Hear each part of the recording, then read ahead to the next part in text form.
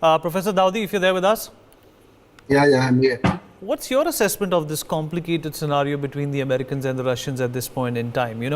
And China seems to be, playing both the sides of this equation too. On one hand, they have been propping Russia to take on anybody for that matter, even the Americans or the EU or the NATO. And, they've struck this deal, $1.7 billion deal with France, just a few days back. The situation seems to be inundated with ulterior motives, perhaps not those of the Russians and the Americans, but of the countries around them. Yeah, it's indeed getting complicated day by day. And we are just trying to keep an eye on the media reports and participating in different debates and trying to have exactly what can be the ultimate solution of this. But given the fact, what I understand, like both the parties, be it Russia or America or NATO forces or whosoever is involved in this, they seem to be, quite irresponsible at this point of time, because in such a situation where we talk about instability, especially all across the globe, it's not only about Ukraine. It's like there is a global impact of this if anything of this sort happens. So there must be some sort of sense of responsibility. And as we know that we need, that war is not a solution. And all the responsible countries across the globe, they are of the favor that no wars should take place because human lives matter a lot. What I was just trying to read what Defense Minister of Ukraine said, like Ukraine sees no reduction of Russian forces around its borders.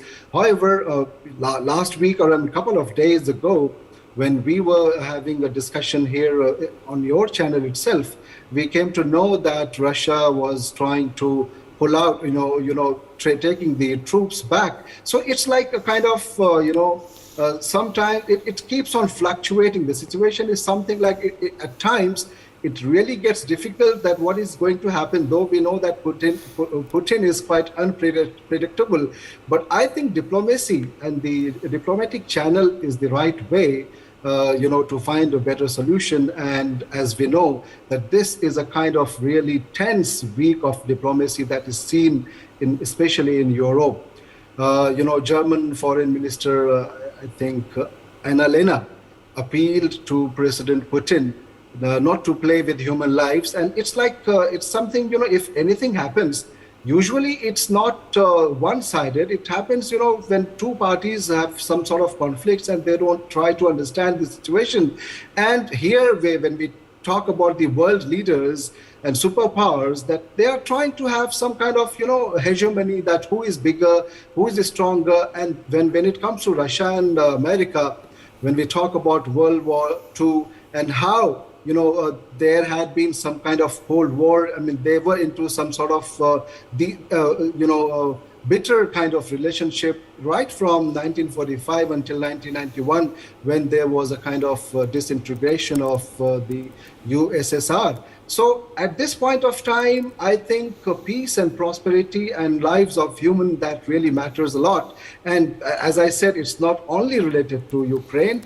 The entire global community must be concerned for many reasons. And one good thing is that, the role of Macron, the president of France, is here is like he just somehow tried to broker, and to mediate. And somehow these two parties have agreed to have a kind of meeting, which is most likely to happen at the earliest.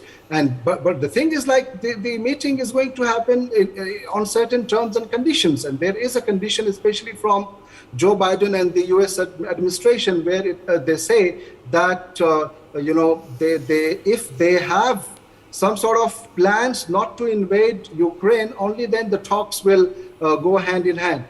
In that situation, even after these kinds of talks, Vineet, do you think, do we just ask our questions to ourselves that do we have, or do they have some sort of concrete plans, as if, like, I don't think it's that simple. Because when the Russian government or Putin demands that Ukraine should not be a part of NATO forces or NATO allies, and at the same time America is trying to project the scenario in a way that, earlier last week, it was almost there that like 16th of February is the day when Ukraine is going to be invaded by Russia. And later we came to know that it didn't happen. Now we can just have the speculations. And of course, one very important point beneath here is these are all kinds of psychological warfare. Why I'm saying this, there is no comparison between the strengths of these two countries, especially when it comes to Russia and Ukraine. And here, the Russia is so strong. I mean, it won't take, within no time, Russia can do many things that no one can even imagine, especially to Ukraine. But why Russia is trying to show off or trying to show some kinds of strength, especially by, going for the nuclear drills and taking the troops there and again bringing them back, etc., and not being ready to find a solution. At the same time, the other channel, the diplomatic channel, is also open. Whosoever is mediating, but that channel or that door is not yet closed. So here it's a kind of game which is really getting more interested. And at the end of the day, what we understand, we remember the Second World War, and we remember what was the role of Germany and how Germany was somehow made responsible for all these problems, etc. And they had to pay lots of, money at the same time, apart from the lives and etc. Do you think that Putin is in a position to have that kind of bad name, or let's say being called as a Hitler or the killer of, the masses especially, though he is unpredictable, I reiterate, but I think he is not in a position to take the responsibility. Okay, Mr. Daudi, let me also rope in Rishabh Mishra, who's a student who's joining us from Ukraine at this point. Concluding thoughts from Mr. Daudi and Ambassador Goel, and finish up this show. Mr. Daudi, coming to you. Vineet, the consequences of having any kind of crazy decision at this moment will really be too big. And Putin is aware he's a seasoned kind of, leader, world leader. So at this point of time, I don't think there is going to be any serious kinds of World War III kind of wars, but there could be some sort of, smaller, problems near Russia or Ukraine, because to be or not to be, that is the question.